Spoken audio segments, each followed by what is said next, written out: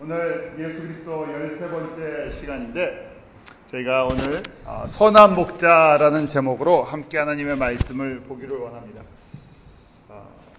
예수님께서 여러 가지 모습, 여러 가지 이름으로 저희들에게 말씀하시죠. 정말 수십 가지가 넘는 예수님의 이름이 구약과 신약 성경 성서 전체에 가득 차 있습니다. 그래서 예수님의 이름을 묵상할 때 저희의 눈이 우주적으로도 변했다가 또 예수님의 이름 속에 우주적인 전능하신 하나님이었다가 아주 또 우리가 미시적으로 작게도 변해요. 그래서 예수님의 이름을 묵상하다 보면 그 예수님께서 나의 아주 작은 연약한 부분까지도 알고 또 돌봐주시는 하나님이십니다. 그래서 저희가 오늘은 예수님이 어떤 분이신가, 예수님은 누구신가, 우리에게 선한 목자가 되어주신 분이시죠. 우리의 선한 목자에 대해서 함께 묵상을 하면서 그 예수님을 더 만나는 그런 은혜가 있기로 합니다. 저희가 잘 아는 그 예수님께서 내가 선한 목자라고 말씀하시는 것 중에 요한복음 10장의 말씀이 있죠. 요한복음 10장 10절과 11절에 보면 예수님께서 왜 선한 목자로 말씀하시는지, 또 선한 목자가 이 땅 가운데 오셔서 주시기를 원하시는 목적이 무엇인지를 예수님께서 나는 선한 목자다고 말씀을 하시면서요, 이렇게 말씀하시죠. 우리 요한복음 10장 10절에서 12절 한번 같이 읽겠습니다. 시작. 도적이 오는 것은 도적질하고 죽이고 멸망시키려는 것뿐이요 내가 온 것은 양으로 생명을 얻게 하고 더 풍성히 얻게 하려는 것이라. 나는 선한 목자라. 선한 목자는 양들을 위하여 목숨을 버리거니와.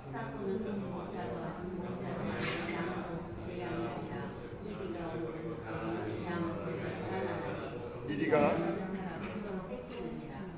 아멘.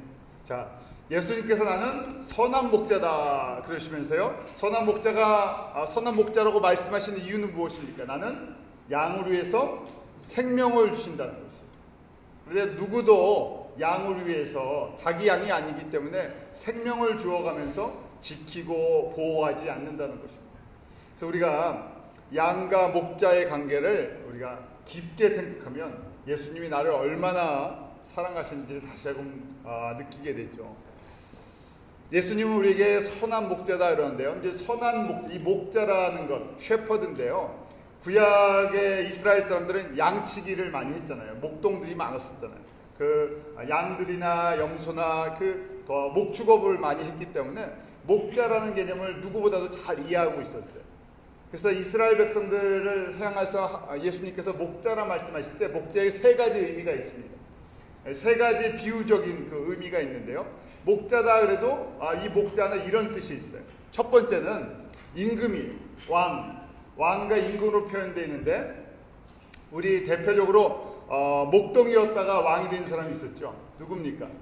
다윗이에요. 다윗은 양을 치는 그 목자에서 이스라엘 백성들을 치는 그 왕이 되었지만 왕의 역할이 무엇인가? 목자 같은 역할이다 하는 것이죠. 그러니까 예수님도 우리에게 목자로 오셨지만 동시에 예수님은 우리에게 왕이시죠. 그래서 왕이 목자다라는 의미 속에 왕을 표현할 때가 있어요. 대표적으로 우리 시편 78편의 말씀인데요. 우리 78편 70절에서 71절 우리 같이 읽겠습니다.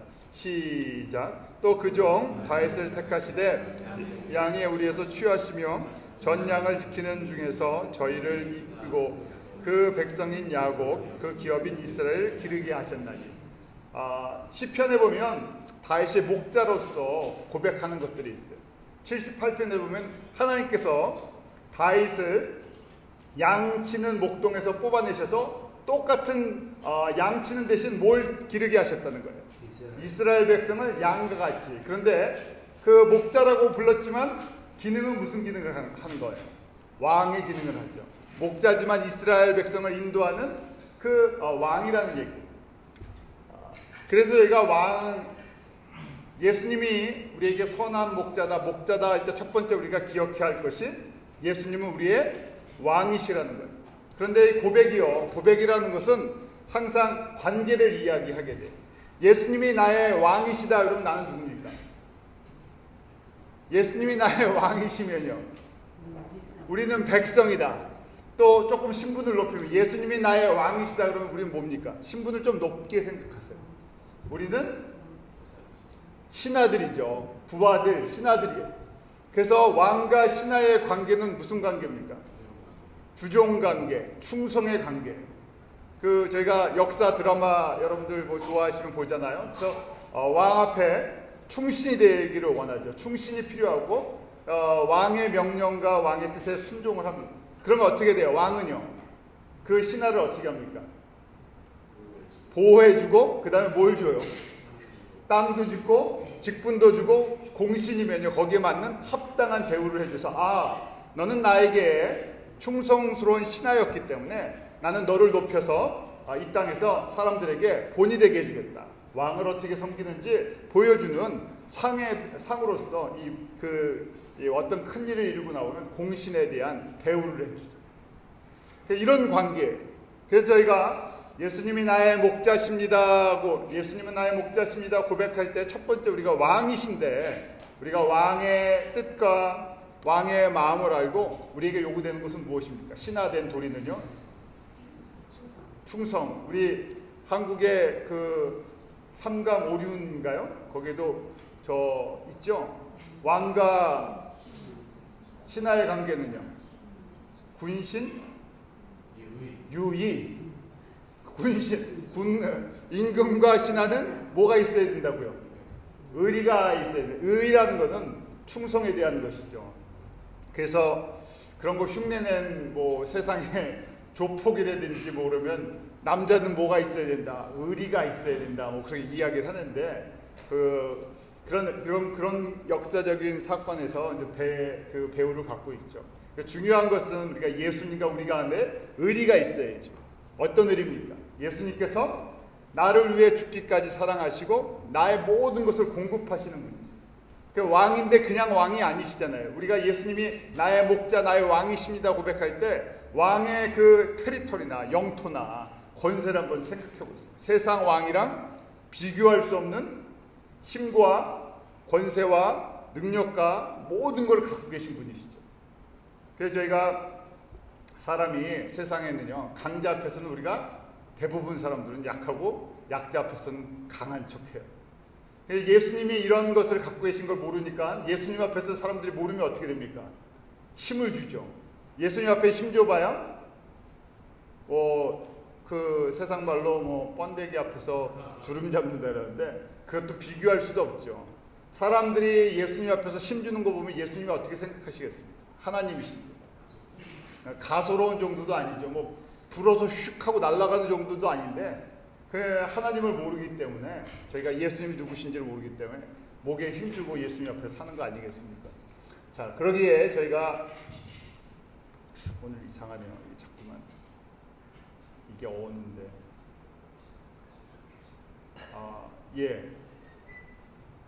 컴퓨터가 이상한지 자꾸 옵니다. 자, 두 번째는요 저희가 주님이라는 관계. 우리가 목자를 생각할 때 주님이라는 생각할 때 주님, 주라는 것이죠. 로드, 아도나이, 마스터라는 그런 고백인데 시편 28편 8절과 9절에 제가 읽어드릴게요. 여호와는 저희의 힘이시오 그 기름 부음을 받은 자의 구원의 산성이시로다. 주의 백성을 구원하시며 주의 산업에 복을 주시고 또 저희의 목자가 되사 영원토록 드십소서. 주의 백성을 구원하시고 주의 산업에 복을 주시는 분, 그분이 저희의 목자가 되어 주신다. 그래서 목자는 어떤 분이신가? 주인이라는, 마스터라는 분이세요. 그 위에요. 예. 자, 그 다음 페이지. 그렇습니다. 그래서 저희가 또 마찬가지예요. 지금 전 세 가지를 생각할 건데 목자가 첫 번째는 왕이고요. 두 번째는 주인이세요.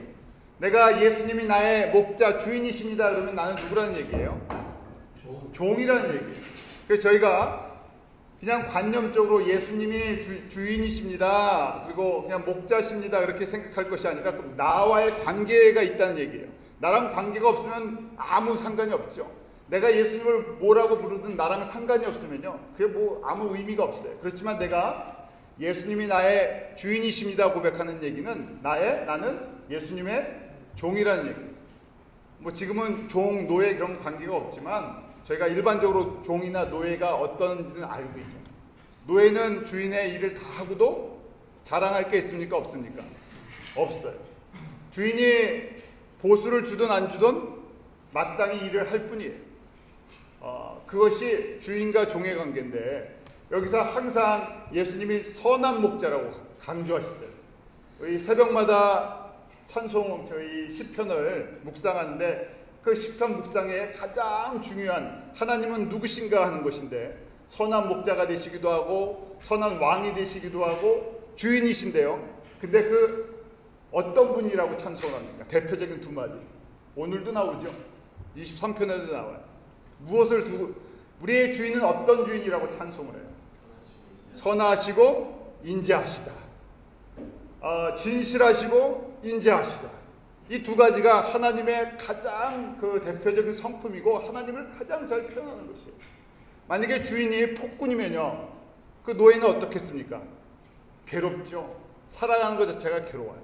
어떻게 할 수도 없고 평생 이 관계가 깨지지 않으니까. 내가 만약에 가난해서요, 어려서 그 종으로 팔렸다고 생각해 보십시오.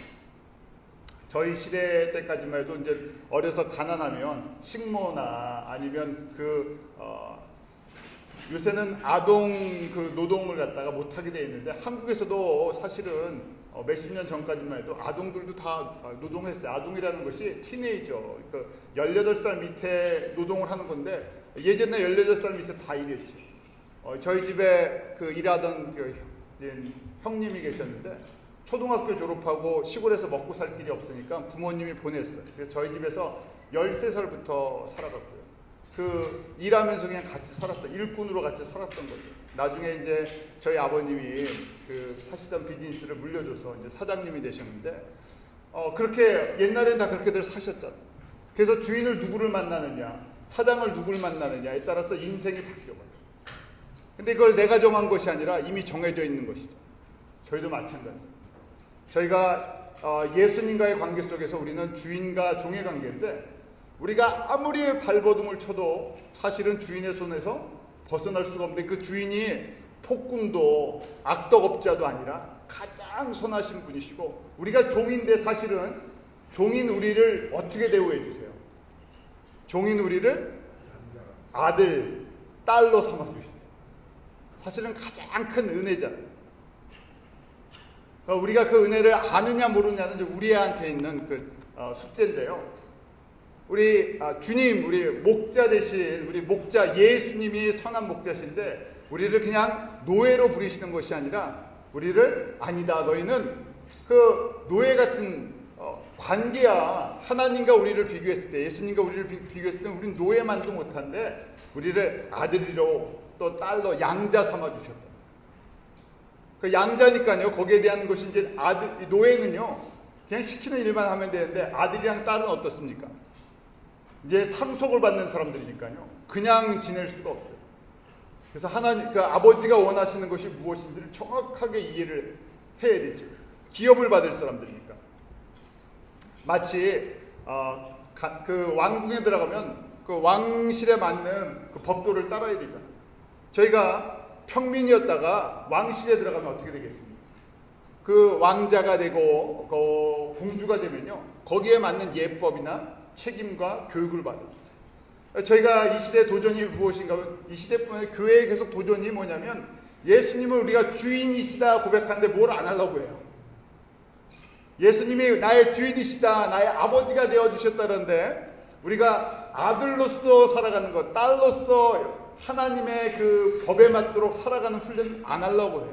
그래서 마치 그 거지의 왕자가 세상에서요, 저희가 거지에 같이 평민과 같이 살다가 하나님의 백성이 되었고 왕 같은 또 공주 같은 신분의 격상이 됐는데 뭘 안 따라가는 거예요. 세상 것 그대로 살면서요, 왕궁에서 왕궁의 하나님 나라의 법을 따르지 않으려고 하는 이중성이 저희 가운데 있죠.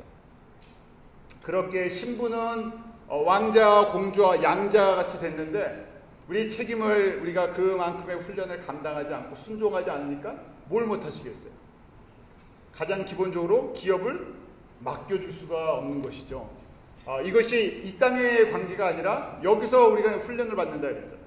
그래서 결국 하나님 나라에 가면 다들 기업이 없어진다는 말씀이죠. 그 다음 이제 목자의 관계입니다. 우리 히브리서 또 베드로 전서에도 그냥 목자이신 목자라고 이제 표현하고 있어요. 우리 히브리서 13장 20절 한번 같이 읽겠습니다. 시작. 양의 큰 목자이신 우리 주 예수를 영원한 언약의 피로 죽은 자 가운데서 이끌어내신 평강의 하나님이 목자이신 큰 목자이신 예수님이라고 표현되어 있고요. 또 베드로전서 5장 4절 유명한 말씀이죠. 베드로전서 5장 4절 같이 읽습니다. 시작.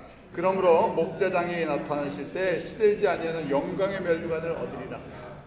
목자장이다. 목자들의 가장 으뜸이시다. 그래서 저희가 양이라고 우리는 양이고 예수님은 목자다. 큰 목자, 목자장이다. 또 저희 같이 목회하는 사람을 작은 목자다고 얘기해요. 목사뿐만이 아니죠. 우리가 양육하고 가르치는 지도자의 입장에서는 다 목자로서의 작은 목자로서의 사명이 있죠. 자, 목자와 양의 관계예요. 그 목자와 양의 관계도요. 그 목자와 양의 관계를 잘 표현하는 것이 시편 23편이에요. 여러분들 시편 23편은 매 순간 묵상해도 저희 가운데 참 아름다운 것이고요. 그 다음에 가장 또 중요한 고백 중에 하나예요. 저희가 이 목자와 이제 양의 관계를 시편 23편을 통해서 한 절 한 절 우리 다시 한번 보도록 하겠습니다. 시편 23편 1절 우리 한번 같이 읽죠. 시작. 여호와는 나의 목자시니 내게 부족함이 없습니다. 사실은 이게 찬송이고 이게 기도고요. 이 안에 모든 것이 다 들었어요. 저희는 오랫동안 누구나 다 마찬가지죠. 기도할 때 어떤 기도의 습관이 있냐면 오래 해야 되고 그 다음에 필요한 거 다 이야기해야 되고 그리고 또 구해야 되고 부르짖어야 되고 다 이런 것들이 있어요. 그런데 시편 23편 1절에 보면 이거는 부르짖음도 아니고요.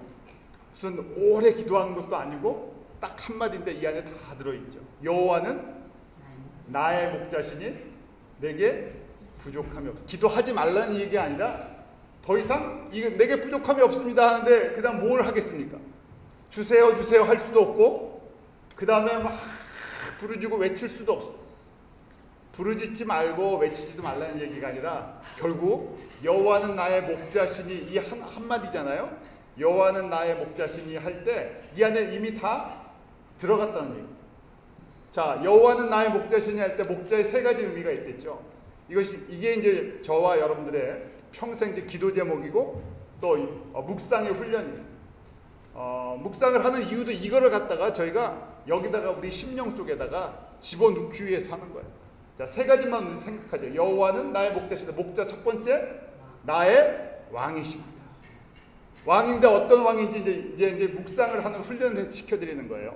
저도 그렇고 여러분들 똑같은 건데요. 왕이신데 그럼 눈을 감고 왕의 모습을 우리가 눈으로 그리는 거예요. 시각화한다 그러죠. 왕이 안 보이잖아요, 우리 눈에. 그 다음에 우리가 그리는 왕들은 어떤 왕들이에요? 왕이나 대통령들이나 세상의 영광 속에 있는 사람들. 그런데 우리가 그리는 나의 왕 예수님은 여기 여호와는 이라고 되어 있죠. 예수님은 나의 왕이십니다 할 때 예수님이 왕의 모습으로 이제 왕의 모습을 그려야 돼요.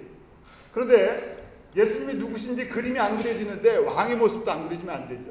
하늘 보좌에서 이 모든 것들을 창조하시고 다스리시는 그 권능의 그 보좌에 앉아 계신 분, 천군 천사에 둘러싸여 계신 분, 끊임없이 그 주변에 24장로와 천사들이 백성들이 하나님의 백성들이 찬송을 하고 있죠.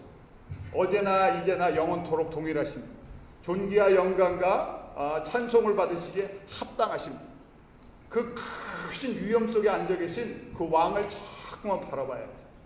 그래서 그것이 저희가 이제 이렇게 살다 보면요, 누구나 마찬가지로 어려움이 없는 사람이 없잖아요. 다윗이 시편 23편을 기록할 때나 다윗의 삶을 보면 환난의 연속이었고 핍박의 연속이었어요. 그가 다윗의 삶은 다이나믹이 있어요. 재밌잖아요. 우리가 다윗 이야기 저도 좋아하고 다 좋아하는데요. 왜 재밌냐면요, 다이나믹이 있었어요. 그 안에 참 어려움도 많지만 그 순간마다 누구의 이름으로요?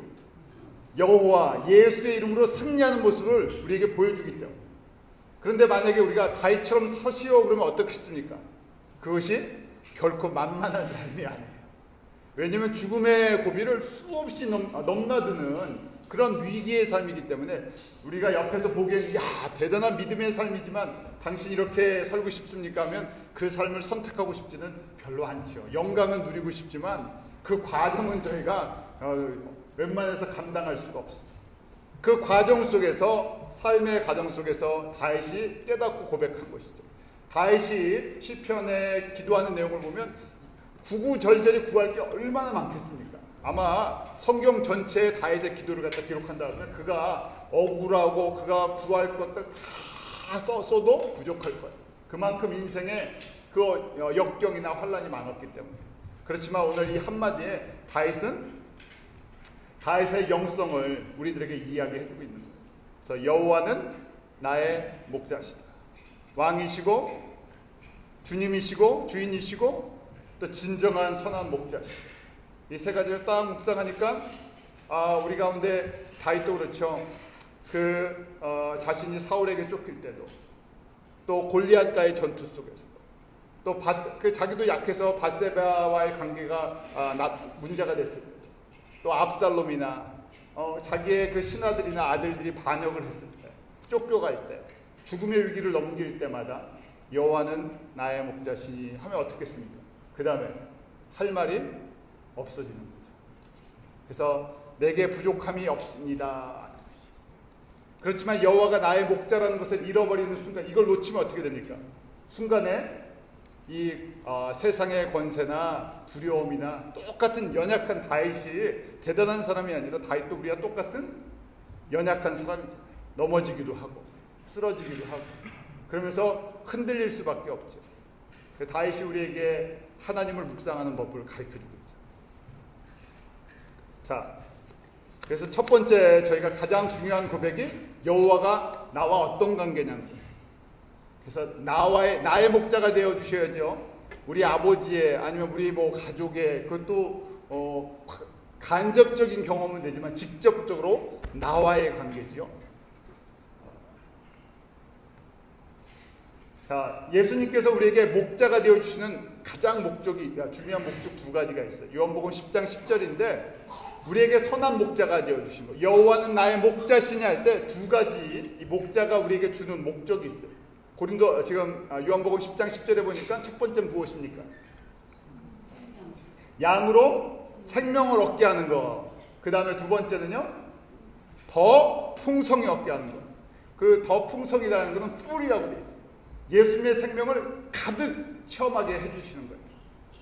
그래서 저희가 이걸 보면요, 양인데 두 종류의 양의 생활을 하는 사람들이 있어요. 하나는 뭐 하는 사람이에요? 첫 번째, 예수님이 나의 주인으로서 나의 생명 받았으면 십자가에서 나를 위해 죽으시고 나를 위해 부활하셨습니다. 그러면 어떻게 돼요? 구원받잖아요. 이걸로 만족하는 거예요. 하나님의 그 구원의 넓이나 길이나 그 다음에 깊이나 높이를 측량을 할 수가 없는데 그냥 단편적인 것. 목자가 생명을 주시는데 생명을 받은 것으로 그냥 만족하는 것. 더 이상 관심이 없습니다. 그 다음 관심은 어디에 있어요? 우리가 예수 믿고 대부분 그냥 정직하게 얘기하면 예수 믿고 대부분의 사람들이 내가 예수 이름 믿으면 구원을 받고 그 다음에 어디에 관심이 있어요? 그냥 이 땅에서 잘 되는 것에 관심이 있어요. 그래서 가정이나 사업이나 자녀나 또 이런 건강이나 이런 거 잘 되면 감사합니다. 그래서 그 다음에 또 어떻게 합니까? 기도 제목은요. 또 여기서 이게 더 잘 되도록, 이게 잘못됐다는 얘기가 아니라 이게 예수님의 미시적인 아주 작은 걸 보는 거예요. 목자가 우리에게 주시는 것 중에 가장 작은 것들을 보는 거예요. 왜냐하면 지금부터 언제까지 우리의 목자시기 때문에 영원토록. 그러니까 저희가 이 땅에 그걸 바라지 말라, 기도하지 말라는 것이 아니라 가장 작은 건데 문제는 대부분이 예수님을 믿고 이 작은 것의 신앙생활을 다 걸어버리죠. 이것 때문에 이것 때문에 새벽기도 나오기도 하고 그 다음에 철야도 하고 이것 때문에 왔다 갔다 하는 신앙생활을 하다가 이거 잘 되면 어떻게 됩니까? 그 다음에는요 여기서 멈춰버려요. 이거 잘 되는 것으로 그냥 멈추죠. 이게 그냥 예수님의 생명을 받는 것으로 아는 일반적인 거예요. 그 다음에 두 번째, 더 풍성히 얻는다 하는 의미는요, 생명의 풍성이라는 것은 영원한 생명의 크기를 갖다 저희가 이제 경험하는 거예요. 우리 예수님께서 주시는 생명의 구원의 범위는 이 땅에서 어떤 것으로 비교할 수가 없죠. 왜냐하면 이 땅은 아무리 이 땅의 것이 화려하고 좋고 많은 걸 받아도 영원이라는 하나님 나라 전체로 봤을 때 뭡니까? 스쳐 지나가는 안개와 같은 것이죠. 근데 저희가 육신을 갖고 있기 때문에 항상 어디에 흔들리냐면 안개에 흔들려요. 우리가 운전할 때도 그렇잖아요. 알아요. 안개는 영원히 지속되지 않는데 저도 가끔 이제 그 새벽기도 올 때 저쪽이 남쪽이니까요. 안개가 낄 때가 있어요. 그럼 무슨 생각을 합니까? 운전할 땐 당당 조금 힘들어도 분명히 해가 뜨면 어떻게 돼요? 안개는 사라져요. 그러니까 지금만 조심하고 잘 가죠. 해가 뜨면 없어질 건데 그런데 그 안개 속에 들어있으면요. 안개가 제일 큰 것처럼 보여요. 바로 이 두 번째 이제 신앙이 우리 가운데 오는 도전인데요. 사실은 교회 역사를 보고 또 시편의 내용이나 또 성경의 역사를 보아도 대부분의 사람들이 여기에 관심이 없고요. 이 메시지를 들려고 하지 않는데 문제가 있죠. 대부분의 사람들은 첫 번째로 만족을 해요. 그래서 두 번째로 우리가 이야기할 때 이것은 소수의 사람들, 항상 이 소수의 사람들만 여기에 관심이 있어요. 우리가 지금도 마찬가지잖아요. 예수님을 믿고 우리가 이제 많은 것들을 받았는데 우리 가운데 있는 가장 큰 도전 중에 하나가 기독교 신앙이 점점 어떻게 변화되면 현실적으로 현세적인 축복으로 똑같이 그냥 머물러 있어요. 현세적인 것. 너무 내세적인 걸 얘기를 하면 왜 이렇게 내세적인 것? 앞으로 죽음 이후의 세계를 이야기하면 사람들이 죽음 이후의 세계에 대한 별 관심이 없어요. 왜 관심이 없습니까? 첫 번째 만족하기 때문에. 내가 죽으면 어떻게 된다고요? 천국 가기 때문에. 죽으면 내가 천국 가는데 뭐 더 필요한 게 있습니까? 가서 영원토록 하나님 찬양하고 사는데 그러니까 눈이 어디로 가요? 다시 땅으로 돌아와 버려요. 이 세상의 거. 아니 죽으면 예수 믿으면 구원받으면 됐지. 뭐 거기에 대해서 무슨 얘기가 필요합니까? 그래서 저희가 천국에 계급이 있습니다. 면류관이 다릅니다. 그래도 나 천국에 들어가는 것만 만족합니다. 그러면서 할 말이 없어지잖아요. 그런데 이것이 대부분의 성도들이 한 뭐 90%가 되든 80%가 되든 전부 이 천국에 대한 개념은 그냥 죽으면 천국까지 예수 믿으면 천국까지 거기로 만족하고요. 그 다음에 대해서는 별로 알고 싶어 하지 않는다는 관심이 없죠. 가치를 잘 모르기 때문에 그렇습니다. 부족함이 없다는 것은 저희가 다윗이 정말 이렇게 고백할 때 부족함이 없었습니까? 우리가 다윗의 인생을 갖다가 그 성경을 통해서 저희가 알게 되잖아요. 다윗이 부족한 게 없었나요? 항상 부족한 게 있었어요. 모든 것이 다 넉넉했던 것이 아니잖아요. 그런데 그때마다 나는 부족함이 없습니다 하는 이야기는 만족감이 있다는 거예요. 평강이 있다는 얘기죠. 왜 그렇습니까? 여호와가 나의 목자가 되어주시고 방패가 되어주시고 반석이 되어주시니까 지금은 내 눈앞에 보이지 않지만 분명하게 내가 나의 왕 대신 여호와 예수 그리스도께 순종하고 충성하면 그분이 반드시 갚아주실 것을 믿기 때문에 그렇죠. 신뢰한다는 얘기. 그래서 이 말씀을 제가 기도하는 결국 그렇잖아요. 저희가 기도하는 것도 내가 구원받고 그 구원의 은혜가 나이가 사랑하는 사람들에게 흘러가기를 원하는 거 아니에요. 그런데 가장 중요한 기도가 바로 내가 나의 목자 되신 분을 트러스트하는 거예요. 기도했는데 내가 믿지 않으면요 무슨 의미가 있겠습니까? 그런데 그 가장 중요한 건 내가 100% 주님을 의지하냐는 거예요. 그래서 그 내가 의지하는 것, 내가 신뢰하는 것, 그러면 어떻게 합니까? 말하지 않아도, 말로 다 표현하지 않아도 어떻게만 해도 생각만 해도 주님 아시죠? 그분 그러면 나머지는 주님께서 다 아시는 거예요. 그 기도를 말로 표현하는 것을 잘하는 사람들이 있어요. 하나님의 말의 은사를 주신 분. 또 찬송도 그러잖아요. 찬송을 잘 부르는 사람들이 있어요. 그런데 이건 겉으로 나타나는 것이고요.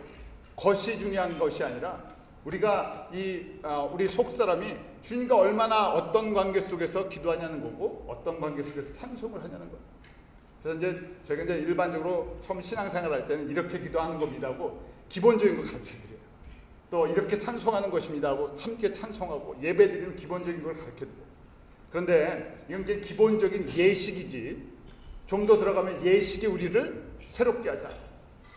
더 깊게 들어가면 그 음을 잘 맞춘 노래가 아니라 정말 내가 진심으로 부르는 찬송이 하나님 앞에 들려주는 것이고 그 나의 그 정직한 고백이 하나님 앞에 기도로 들려주는 것이죠. 그래서 저희가 여호와는 오늘 우리가 시편을 완전히 여러분들 거 만드셨어요. 매일 묵상하시는데 자 기도 어떻게 한다고? 여호와는 나의 목자시니. 그리고 가만히 계세요. 다른 할 말이 없잖아요. 여호와는 나의 목자시니. 목자에 세 가지 의미가 있다 그랬죠. 왕이고 나의 주인이시고 나의 선한 목자세요.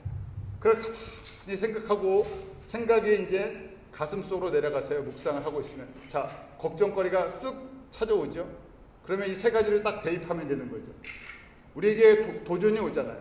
여러 가지 도전이 오는데 이 세 가지를 딱 세 가지를 갖다 대면 어떻게 됩니까? 이것이요. 나의 여호와는 방패가 되어 주시고 보호자가 되어 주시고 또 우리 예수님의 이름 중에 공부한 거 많죠. 내가 뭐가 필요합니다. 그러면요. 여호와는 나의 프로바이더가 되어 주시죠. 여호와 이레. 그런데 이 하나님께서 예수님께서 나의 공급하시는 것은 나의 생각과 나의 기준이 아니라는 것이잖아요. 그러니까 근데 그분을 신뢰해야 되죠. 그분이 나의 공급자십니다. 그래서 그런 거 지금 결국은 여호와는 나의 목자신 이거 한 가지만 갖고요. 저희가 기도하는 거예요. 이 기도가 끝이 날 수가 없어. 우리 가운데 있는 여러 가지 그 기도 제목들이 이 안에서 다 풀어져 나가는 거예요. 이것이 풍성한 신앙생활의 원리입니다. 잘한다는 것이 아니라요. 저도 그렇고 여러분들도 그렇고 예수님을 믿고 내가 두 번째 더 풍성한 예수 그리스도의 생명을 누리는 비결이에요. 대부분은 이 풍성한 삶의 원리보다는 영적인 생활보다는 다른 쪽에 관심이 있으니까 구하잖아요. 그냥 마치 어린애가 떼쓰면 부모님이 떼쓰는 소리가 싫어갖고 들어줄 때도 있고 안 되는 거 너무 떼쓰면 안 들어줄 때도 있고 그렇잖아요. 그런데 이것은요 주님과 나의 관계성입니다. 아버지와 아들의 아버지와 딸의 관계성인데 성숙함을 요구하는 거죠. 자, 그 다음 보죠. 자, 이 목적을 여호와는 나의 목자시니 그래서 목자가 되신 이유가요 생명을 얻게 하고 더 풍성히 얻게 하시는데 이걸 이루기 위해서요 우리에게 공급하시는 것이 있어요. 그 2절인데요. 2절 한번 우리 같이 읽죠. 시작.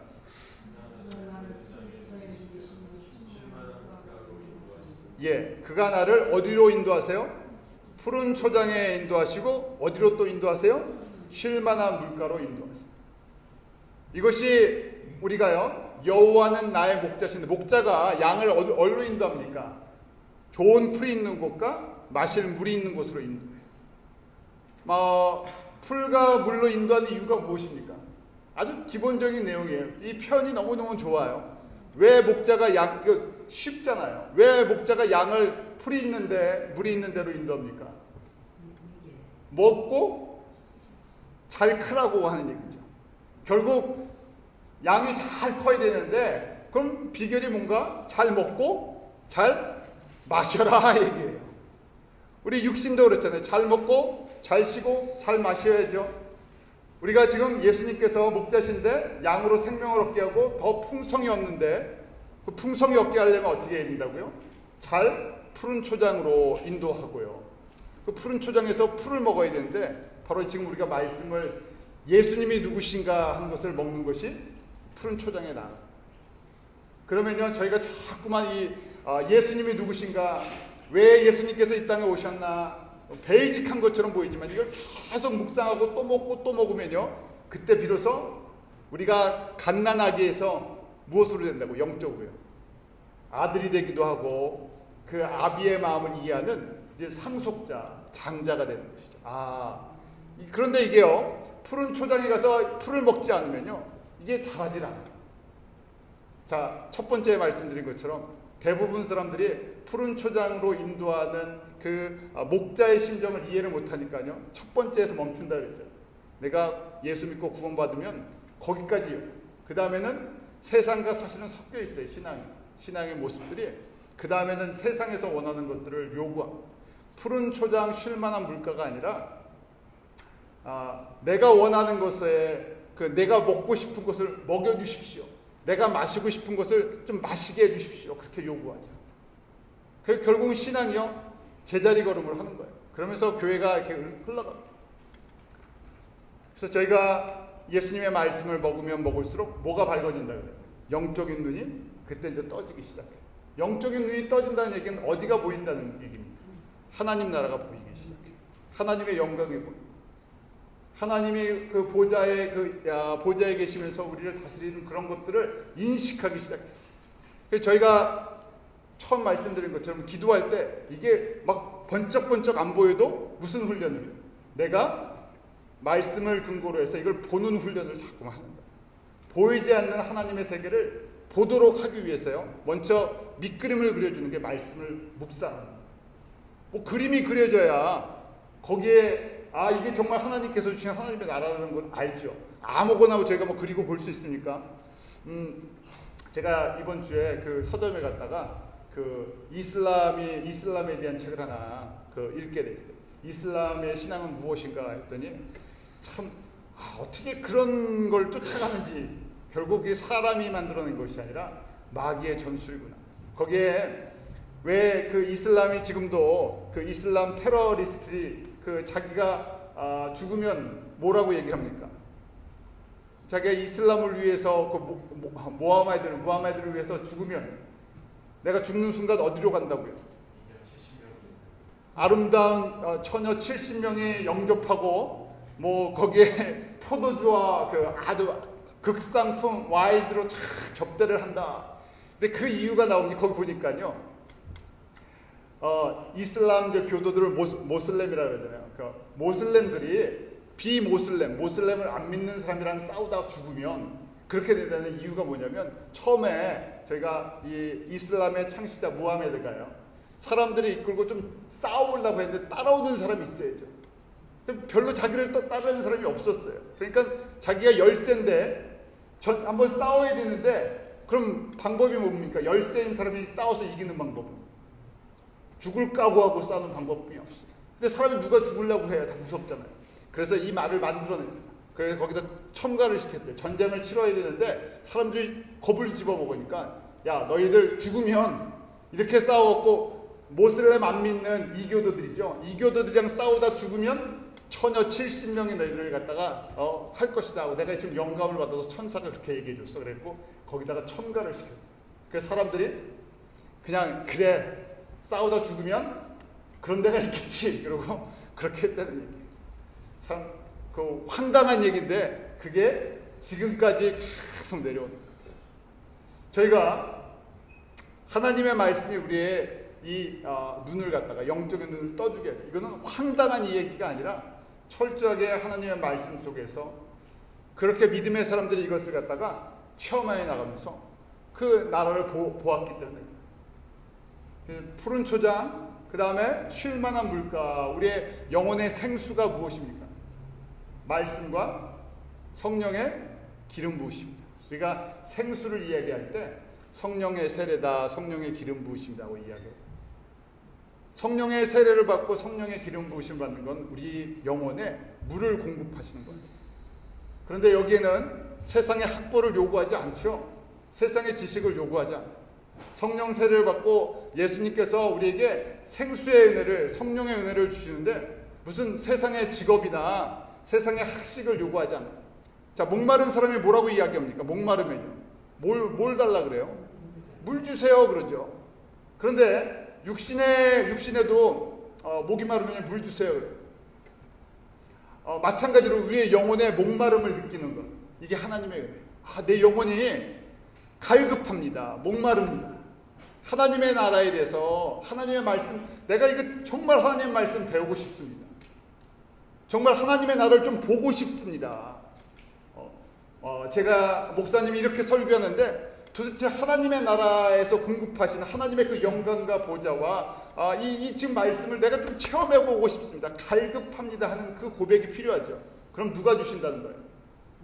자, 오늘 1절 말씀을 계속 1절 말씀이 답이에요. 여호와가 나의 목자시기 때문에 그 생수의 강으로 그 성령의 강으로 나를 인도해 주신다는 거예요.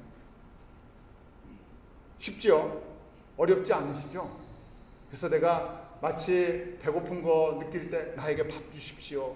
똑같이 내가 정말 하나님의 영의 양식 먹고 싶습니다. 내가 하나님이 주시는 이 세상의 것 아니라 좀 차원을 높여서 세상의 것 하나님이 공급해 주시잖아요. 그거 맡기세요. 그리고는요, 하나님 내가 세상의 것도 필요한데 내가 한 가지 소원이 있는데요. 내가 주님을 더 깊게 알고 내가 영적으로 채워지지 않는 이 갈급함, 생수의 강인 성령의 기름 부으심을, 성령의 세를 나에게 좀 공급해 주셔서 하나님 나라가 더 확신이 있게 하시고 여호와가 나의 목자신 것을 내가 직접 좀 체험하게 해 주십시오. 그런 고백이 저희의 고백이 되기를 원합니다. 이렇게 되면요, 말씀을 먹고 성령께서 주시는 은혜를 하면 뭐가 바뀌냐면요, 눈이 바뀌어요. 눈이 밝아진다 그러죠. 우리가 배고픈 사람이요, 배고프면 뭐합니까? 쉬운 그냥 원리예요. 배가 고프면요 어떻게 돼요? 배고픈데 뭐 일하라 그러면 어떻게 됩니까?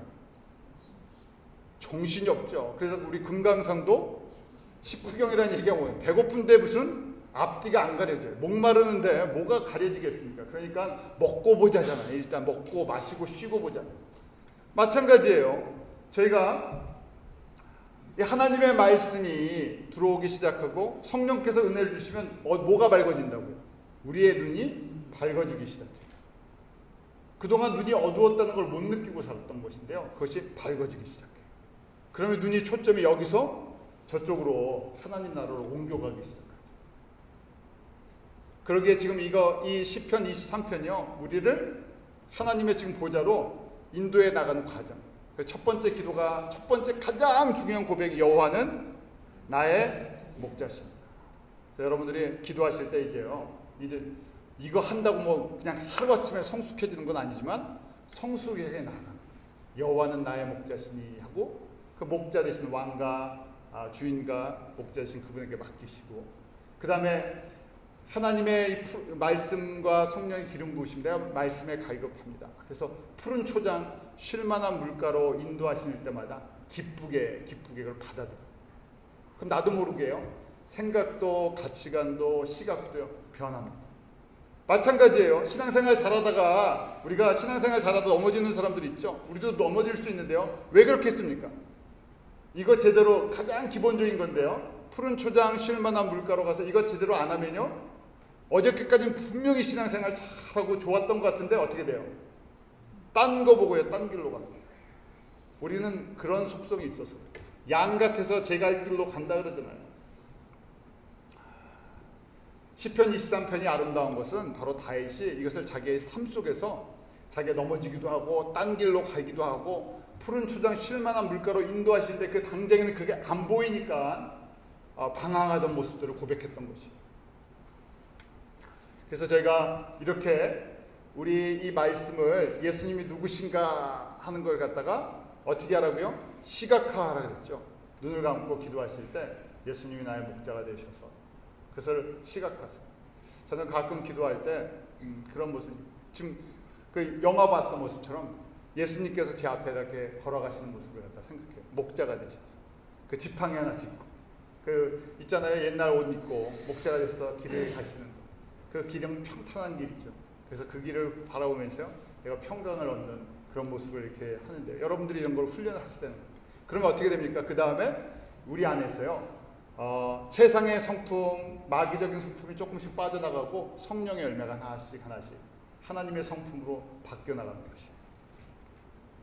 자, 이렇게 될 때요, 그 다음에 우리 말씀인데요, 3절 한번 같이 읽습니다. 시작. 내 영혼을 소생시키시고 소생시키신다 그랬죠. 이렇게 될 때 소생인데 restoration이라는 거. 영어로 보면요, 회복되어진다. 우리가 찬송할 때도 그렇고 기도할 때도 회복시켜 주십시오, 회복시켜 주십시오 그러잖아요. 회복이라는 것은 이전에 나빴던 거에서 원래 좋은 상태로 바뀌는 거죠. 그러니까 회복되어진다. 우리의 마음이 마귀의 성품에서 누구나 다 갖고 있는 이런 세상의 성품에서요, 하나님의 성품으로 소생되는 거예요. 살아나는 거예요.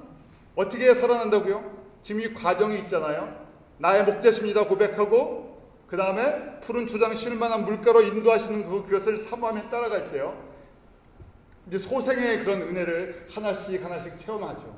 이것이 영적인 원리인데 이걸 계속 묵상하면 살아나요. 맡기는 부분마다 살아나죠. 그래서 우리가 잠자던 영혼들이 깨어날 수 있고, 그러면서요, 이게 이론은 굉장히 쉽지만요, 적용하는 데는 어려움이 있어요. 왜냐하면 우리가 이렇게 신앙생활을 안 했었고 또 신앙생활에도 이렇게 기도 안 했었고 했기 때문에요, 당장 우리 그렇잖아요. 당장 결과가 나타나야 되고 당장 눈에 보여야 돼요. 근데 이건 어떻게 보면 내면을 우리가 겉이 바뀌는 것보다 우리 속사람이 바뀌는 게 어렵잖아요. 이건 내면을 갖다 나를 바꾸는 거예요. 이거 오랜 과정이 필요하고, 이것이 다른 얘기로 하면 성화되는 거예요. 성결케 되는 거예요. 그래서 제가 신앙생활의 절반은 성결의 삶이라고 그랬잖아요. 이거 과정이 없으면요, 이 과정을 사람들이 힘드니까 하다가 말아버리죠. 그러니까 결국은 예수님을 오래 믿었는데 성결의 열매, 성령의 열매는 잘 안 맺혀져요. 그래서 저희가 목자가 인도하는 목적인데, 생명을 얻는데 풍성히 얻지는 못하고요, 그냥 생명만, 그냥 쉽게 얘기하면 구원받는데 무슨 구원만 받습니까? 그냥 저희가 그러잖아요. 구원받는데 무슨 구원이요? 부끄러운 구원으로 그냥 다 끝나요. 이 땅에서 조금 잘 되고 못된 것 같고 서로 견주다가요, 결론은 뭐냐면 그냥 부끄러운 구원이에요. 은혜로 구원받았는데 풍성함을 갖다가 이 예수님의 이 하나님의 온전하심에 나아가지는 못하고요, 그냥 끝난다는 얘기죠. 영적으로 더 성숙해가는 것이 하나님 나라의 그 테리토리를 넓히는 거죠. 팔복의 삶입니다. 여기까지 다 이해하시죠? 자, 이렇게 저희가 묵상을 할 때요, 내가 깨어지기 쉬운 그릇이라는 것을 나도 인식을 하는 거예요. 나도 연약합니다. 다윗이 얼마나 하나님 앞에 겸손했어요. 사람들 앞에서가 아니라 하나님 앞에 겸손했어요. 그게 자기의 약점을 너무나 잘 알기 때문에. 그럴 때마다 어떻게 합니까? 하나님께서 회복시켜주세요. 소생시켜주죠. 누구나 우리 가운데 과거의 마음도 보면요, 우리 안에 상처들이 있어요. 질투도 있고요, 시기도 있고요, 또 안에 뭐 여러 가지 것들이, 복잡한 것들이 있어요. 이것을 가지고 내가 예수님 앞에 가지고 나와서요, 이 예수님의 이름, 예수님이 나의 목자 되시는 것을 갖다 깊게 묵상하고 맡기고 내가 순종하겠습니다. 나의 연약함을 맡길 때마다 이것이, 이 연약한 것들이 하나님의 강한 것으로 바뀌어 나간다는 것이에요. 자, 그럴 때요, 가만히 보면 내가 사망의 음침한 골짜기를 다닐지라도 라고 나오죠. 그 다음 말씀이요, 사망의 음침한 골짜기라고 되어 있는데요, 그것이 오아시스로 가는 길이에요. 사막에 보면 항상 오아시스, 물이 있는 곳을 중심으로 마을이 생기고요, 거기에 보면 마을이 생기고 도시가 생기면 거기에 각종 모든 사람들이 다 모입니다. 각종 사람들이 다 모이죠. 물이랑 음식을 얻기 위해서 그곳에 가는데 가는 여정이 쉽지도 않고요. 잘못 가면 어떻게 됩니까? 도적도 만나고 강도도 만나고 사기도 당하고. 그런데 내가 이렇게 이 사망의 음침한 골짜기, 우리가 살아가는데 항상 두려움이 있잖아요. 사망의 음침한 살아가는 것 자체가요, 두려움이에요. 내일 어떻게 될지 아무도 모르니까, 무슨 일이 생길지 아무도 모르니까. 그런데 네 번째로 여호와는 나의 목자시니, 여호와가 어떻게 하신다고요? 지팡이와 막대기로 나를 안위하신다. 우리 4절 한번 같이 읽습니다. 시작.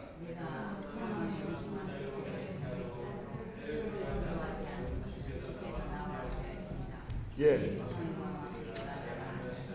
지팡이 막대기가 결국 누구십니까? 예수님이시죠. 또 성령님이세요.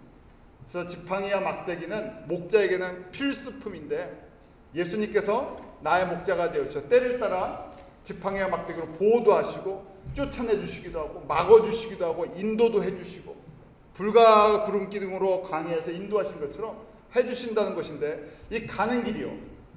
이 세상에 살아가는 길이 어디를 가는 것처럼 보인다고요? 사망의 음침한 골짜기로 들어가는 것처럼.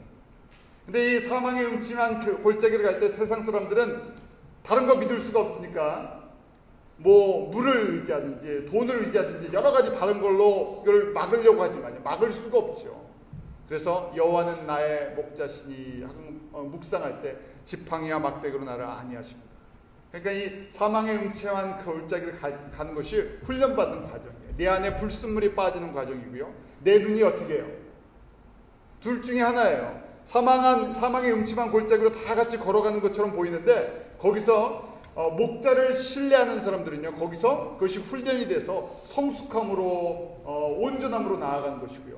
사람들은 이걸 보면서요, 각자 세상의 방법으로 이걸 헤쳐나가려고 하는 것은요, 믿음이 없는 우상숭배로 갈 수밖에 없는 것이죠.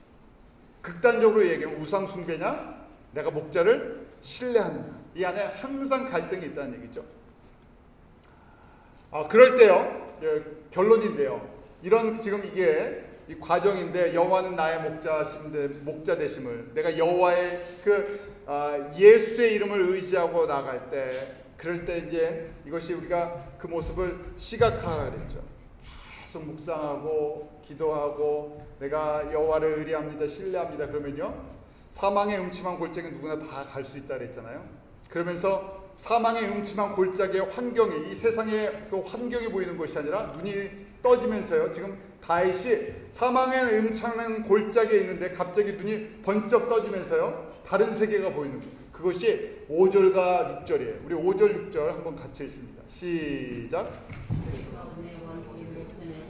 상을 베푸시고 기름으로 내 머리에 바르셨으니 내 잔이 넘치나이다. 나의 평생의 선하심과 인자하심이 정령 나를 따르리니 내가 여호와의 집에 영원히 거하리라. 눈이 지금 떠져서 나를 힘들게 하는 사람들 사실은 누굽니까? 다윗의 옆에서 다윗을 가장 힘들게 했던 사람들이 누구예요? 이방 사람들이었습니까? 다윗의 식구, 다윗의 신하들, 다윗의 동료들, 동족들이 힘들게 했어요. 핍박하고.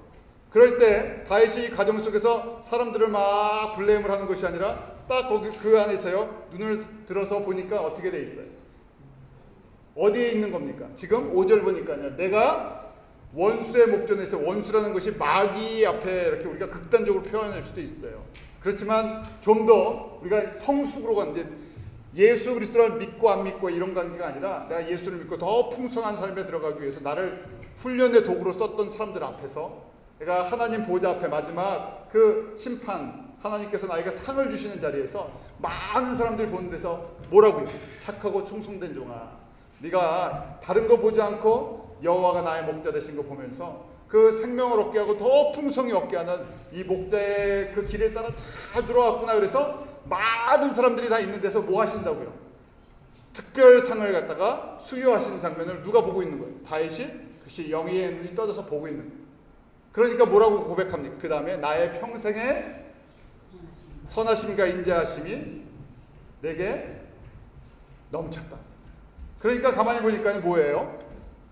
내게 사망의 음침한 골짜기를 다니는 것, 나를 훈련시켰던 모든 사람들, 주변의 모든 인간관계나 사람의 관계나 모든 걸 다 떠나서 결국 내가 끝까지 누구만 여호와는 나의 목자시기 때문에 목자가 인도하는 길을 따라 순종하며 걸어갔더니 내 잔이 넘치는 이 마지막 때의 영광을 바라보았다는 것이. 그러니까 지금 나도 흔들리지 않고 이걸 봤기 때문에 지금 걸어가는 길이 힘들어도 나는 이 길을 끝까지 걸어가겠습니다 하는 믿음의 고백입니다.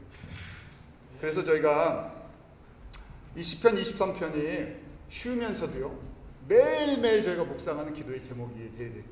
그래서 저희가 지난주에도 그랬었고 이번 주도 마찬가지로 교회들마다 목사들도 마찬가지예요. 목사들에게는 교회 성장이 어떻게 보면 우상이 될 수 있어요. 왜냐하면 교회 자체가 사람을 평가하는 잣대가 돼버려갖고요. 교회가 어떻습니까? 뭐 하면 몇 명 모입니까? 뭐 합니까? 뭐 하면서요? 그래요. 그런데 저희가 이게 이제 신학적으로 봤을 때 교회에 사람이 1명이 모였던 100명이 모였던 1000명이 모였던 여호와가 나의 목자가 되어 주셔서 내가 그 생명을 얻게 하는 그 일을 하는데 저희는 대부분 어떻게든지 내 교회에 내가 보이는데 성장이 일어나요. 그런데 하나님의 눈으로 보면 잃어버린 자들에게 생명을 주시는 것이 하나님의 뜻인데요. 그래서 미전도 종족에다 복음을 전하는 게 이게 눈에 보이질 않아요. 제가 미얀마에 선교하고 또 선교지에 보낸다고 당장 우리 눈앞에 우리 교인이 늘어납니까? 한 명도 안 늘어나요. 왜냐하면 이 일은 그 소수의 사람들만 관심이 있고요. 대부분의 사람들은 이런 메시지 하면 어떻게 합니까? 메시지 맨날 목사님 똑같은 메시지네요. 아니면 그 메시지 다 아는데 우리 다른 거 합시다. 그렇게. 여기에 관심이 없으니까. 그럼 저도 마찬가지로요. 유혹받을 수 있어요. 그런데 이 말씀을 보면 그게 아니라 우리가 생명을 받은 것처럼 끊임없이 늘어나는데 만약에 천국에 가서 지금 이 다윗이 5절과 6절에 보았던 말씀처럼 하나님 앞에서 내가 상을 받을 수 있느냐 받지 못하느냐 하는 장면을 보면요. 나를 힘들게 했던 사람이나 또 아니면 우리 지금 교회에 앉아있는 숫자가 중요한 게 아니라 우리를 통해서 예수의 생명이 미전도 종족에 선교지까지 가서 얼마나 많은 영혼들이 태어나고 그 다음에 성숙함으로 나아가고 있느냐 하는 것이 보여야 되겠죠. 그래서 기도할 때 이것을 보시라는 거예요. 그런 의미에서 보면요. 어떻게 보면 하나님께서 그런 사람들을 모아주시고요. 그런 비전을 갖게 하시고 저에게 이런 비전을 주셔갖고 제가 벌써 20년이 지났는데 미국에 온지 하나님께서 이 길을 자꾸만 저에게 주시면서 걸어가게 하시잖아요. 여러분들이 저희 교회 왜 사람이 많이 안 보입니까? 그러는데요. 저희 교회 훈련받는 사람들을 생각해 보면요. 또 이런 사람 지금 우리가 수요일 날 나와서 이렇게 훈련받고요. 내가 이 길을 걸어가는 것이 하나님의 영광의 일이구나 할 때 하나님께서 그 길을 같이 걸어가는 사람들을 같이 붙여주시죠. 많은 사람들은 대부분의 사람들은요. 여기에 별 관심이 없어서 우리가 첫 번째 그냥 구원받는 걸로 만족하죠. 이 하나님 나라가 잘 안 보여요. 저희도 마찬가지예요. 그러면 저희도 똑같이 걸어가기 때문에 같이 흔들리고요. 우리도 이 방법이 아니고 저쪽 다른 방법으로 걸어갈까 이런 그 어떤 유혹을 받죠. 여러분들이 이 23편 묵상하시면서요. 목자의 심정, 여호와는 나의 목자신데 그 목자가 나에게 원하시는 것이 무엇인가 하는 것을 깊게 묵상하는 것이 가장 아름다운 기도고요. 우리가 복을 받는 비결입니다. 기도하겠습니다. 하나님 아버지, 예수 그리스도는 나의 목자십니다. 나의 왕이십니다. 나의 주인이십니다. 나의 영원한 목자장 되십니다. 아버지 하나님, 우리에게 생명을 주시고 더 풍성해 주시기를 원하며 세상의 기업뿐만 아니라 영원한 기업을 주기를 원하시는데 저희가 미련해서 주님을 따라가기를 머뭇거리고 더디하고 결단하지 못하고 의지하지 못할 때가 너무나 많습니다. 여호와는 나의 목자시니 내게 부족함이 없으리로다. 이 고백과 찬송과 기도가 우리 평생 나의 평생의 기도와 찬송이 되게 하여 주셔서 우리의 영적인 눈이 떠져서 내 평생의 주의 선하심과 인자하심이 내게 넘치나이다 하는 그 고백, 그 고백이 우리 성도들의 고백이 되게 하시고 하나님 앞에 나아갔을 때 정말 의의 면류관으로 그 영광의 보좌 앞에 나가는 그런 특별한 은혜를 저희가 누리게 하여 주시옵소서. 예수님의 이름으로 기도하옵나이다.